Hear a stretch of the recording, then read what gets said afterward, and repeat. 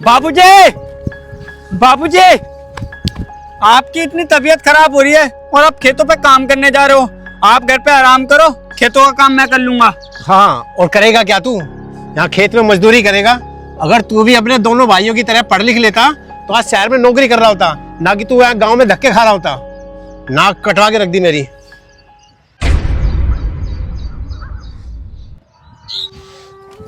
इधर दे, नालायक कहीं का।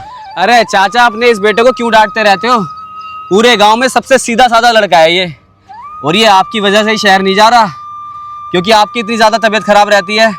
और बेचारी हमारी चाची तो इस दुनिया में रही नहीं, तो कोई ना कोई तो होना चाहिए ना आपका ख्याल रखने के लिए, हैं? अरे मुझे जरूरत नहीं है किसी के सहारे की, वो तो मुझे इस नालायक ने परेशान कर रखा है। अगर थोड़ा पढ़ लिख लेता ये तो आज नौकरी कर लेता कहीं पे और मेरी सारी परेशानी खत्म हो जाती। नालायक ने परेशान करके रख रखा है, क्या करे जब अपनी किस्मत ही ऐसी है। तो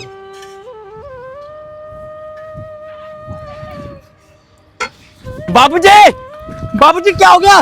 भैया देख ला। चाचा, चाचा, अरे हॉस्पिटल ले चलते हैं, जल्दी उठा, उठा आराम से, उठा, उठा, चल, चल, उठा।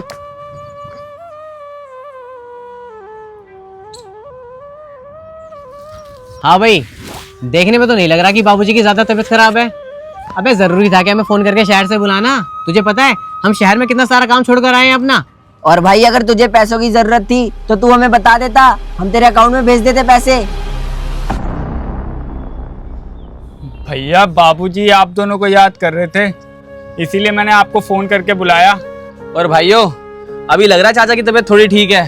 कल तक तो इतनी ज्यादा खराब हो गई थी ना, कुछ भी हो सकता था। वो तो ऊपर वाले ने रहम कर दिया। बाकी चलो, अब तुम दोनों भाई शहर से आ ही गए हो तो तीनों मिलकर चाचा की सेवा करो, ठीक हो जाएंगे, ऐसी कोई दिक्कत नहीं है। अरे हमारे पास कहाँ है इतना टाइम? हम पैसा कमाएंगे या इनकी सेवा करेंगे? ये करता रहेगा इनकी सेवा। हम दोनों तो सुबह ही शहर निकल जाएंगे अपना।